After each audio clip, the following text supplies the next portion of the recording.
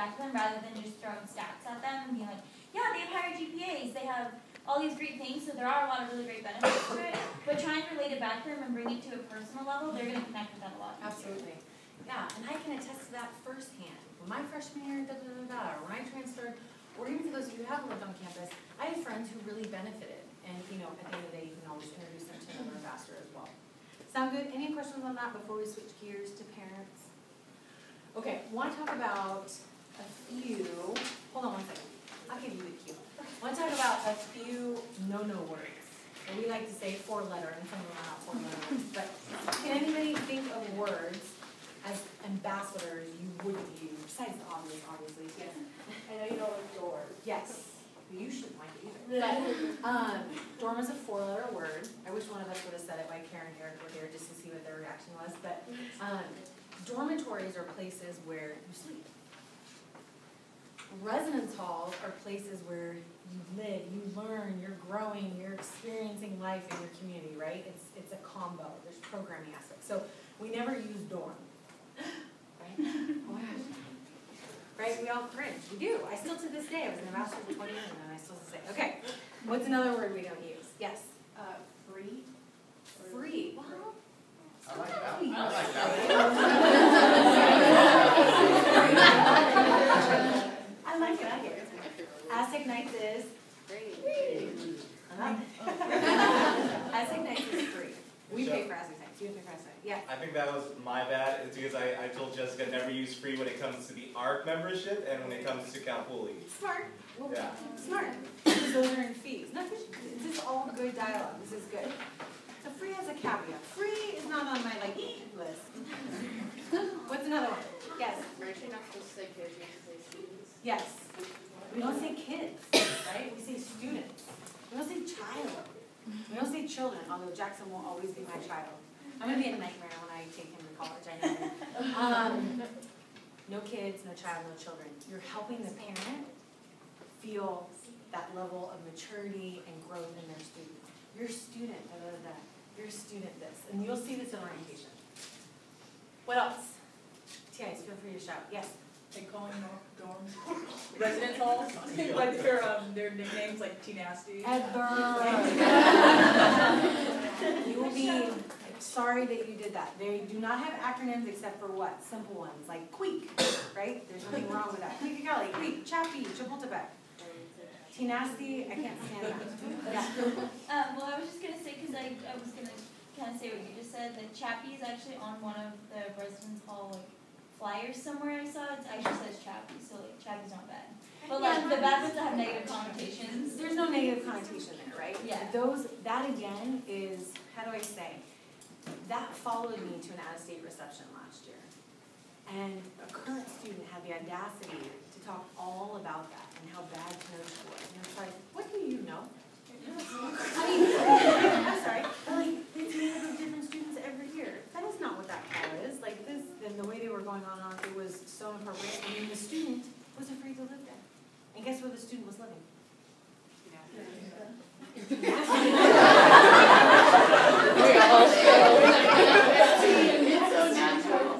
Come on, people. So you imagine the fear and anxiety that is produced?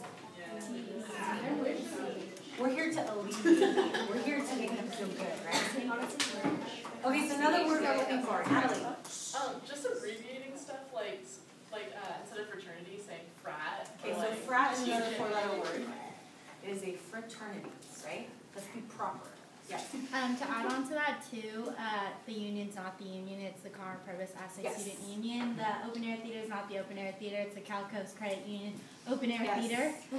So don't shorten things unless you say You said it. Yeah, if you say this is the Prospective Student Center, also known as the PSC, or this is the Recreation Center. Associated Students. AS, those are fine, but don't shorten them onto or when you're dealing with students. Especially with the first two that you mentioned, because that's out of respect for what? $20 million gift, right? And the history and the legacy of him, who is now, he's gone, and he's passed away. And also, for Cal Coast is also a philanthropic, it was a gift to the university. So we want to honor those, respect those. What else? Are there any other ones I'm forgetting? Right, which I feel like doesn't come up as much as it used to because, you know, students used to go to Mexico much more prevalently for the underage drinking. And we don't see that as much of an issue as we used to in the past. Yeah, always refer to it as Tijuana, as Mexico. We don't need to slang that, we need to be respectful. We have faculty and staff who are crossing, we have students who are crossing as well. Are there any others? So frat, kids, children, child, dorm. Any other ones? That's all that I can think of right now. That's all. Okay, want to put that out there. Start putting in your repertoire, okay? Okay, so let's segue to talking about parents. So obviously a huge part of what we will do as an ambassador is working with our families. You can wait, I'm not ready for that. Oh, it's not my key. Okay. And I'm gonna say, pass it out. No. Huge part of what we do is working with our parents and family members. And as you all know, they are a major part of our campus community.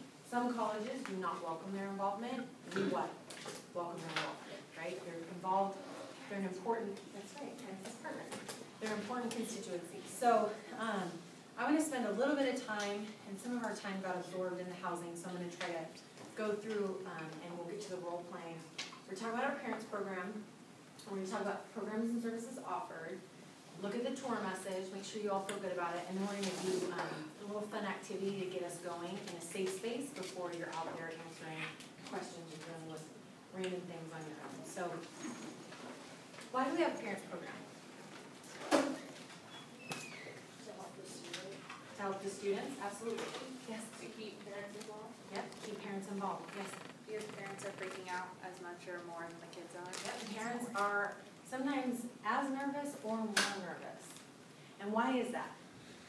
It's their baby. It's their baby. It's a huge investment, right? That's true. Major financial investment. And it's their kiddo, right? It's their student. But sometimes they are, and you're a huge part of alleviating their concerns and their worries. Why else do we have a parents program?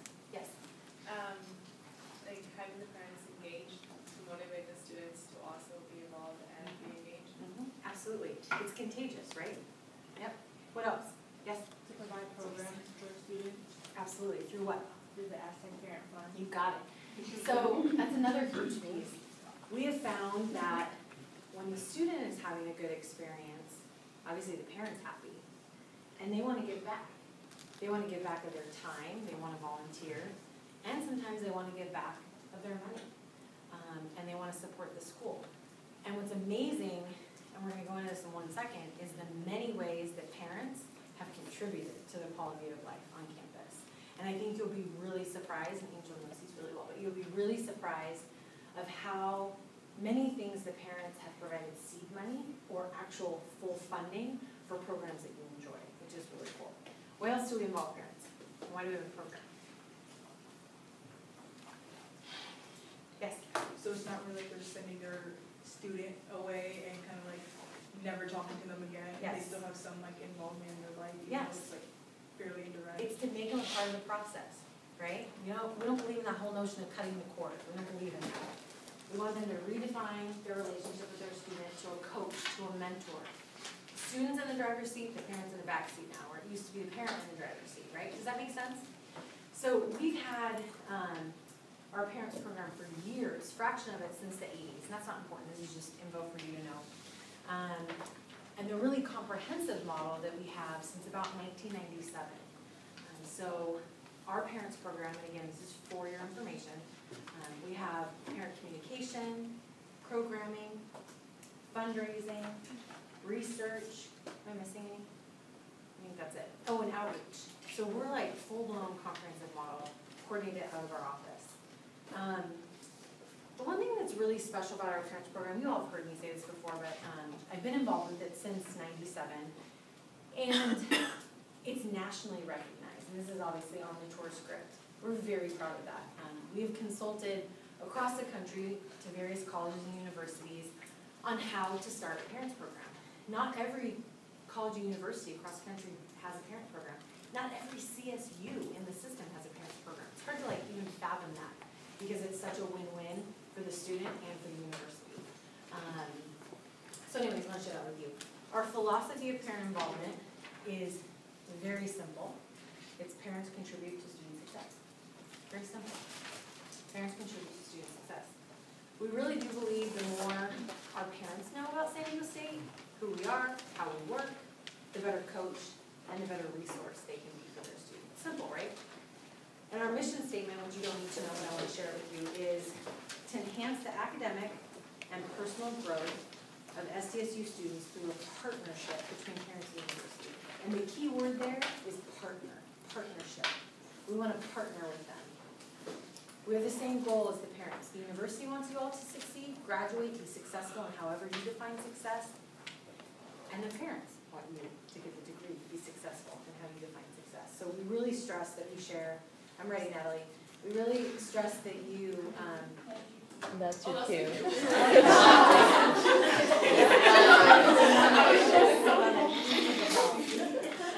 But it's really important to know.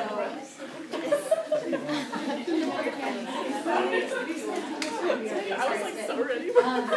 It's really important to hone in on that word partner. It's not us versus them as a university. We're partners to contribute to your success. Frankly, when you look at it, parents contribute to overall university success. This handout that's going out is a listing of our programs and services, and I just kind of wanted to drill down in real quick.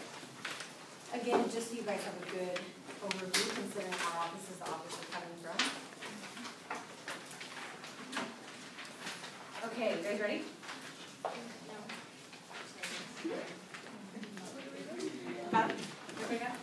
Okay, so through our office, obviously we have parent liaison, parent hotline and email. So it's where parents can call, contact, and have that personal touch to the university. We never claim to have all the answers, but we usually can get parents to where they need to go on campus to help their student navigate, okay? Parent orientation, which you all play a very important role in. It runs concurrently with new student orientation in the summer. And that's where we really help parents understand our goals, and that we share the same goal as them. We all want you to succeed. And that's when they really become a part of the college process. They get to meet the assistant deans, they learn about the major requirements, they get the good overview of the orientation day. And as a result of attending parent orientation, they automatically become members of our ASTIC Parents Association. So that's really cool. So they come to orientation, they're automatically members of our association, which we help keep them connected and involved of what's going on. That make sense? So it's really their first taste of how the university works. So they've come to orientation and now a member of our ASTIC Parents Association, and they'll start to have different benefits. So they'll get news for ASTIC Parents magazine twice a year. Yep. Just to clarify, it doesn't have to be like their biological parent, right? It can be like a legal guardian. Yep, it could be a legal guardian, it could be an aunt who's a supporter, it could be a friend who's really important in their life, a family friend, grandma, grandpa. It's just the majority, overwhelming 95.7% is parents, so we have ASTIC Parent Association. But you can take in and out that word, okay? Also for our ASTIC Parent Association, they get different discounts on campus, invitations to events. It's really the overarching ASTIC parent identity, like, oh, I'm a part of the association, right? For parent outreach, you guys have heard we do out-of-state recruitment. We also do from time to time regional meetings, which we haven't for a while, but we'll do those in out-of-state, Northern California. New student family convocation, which you all attended, yep.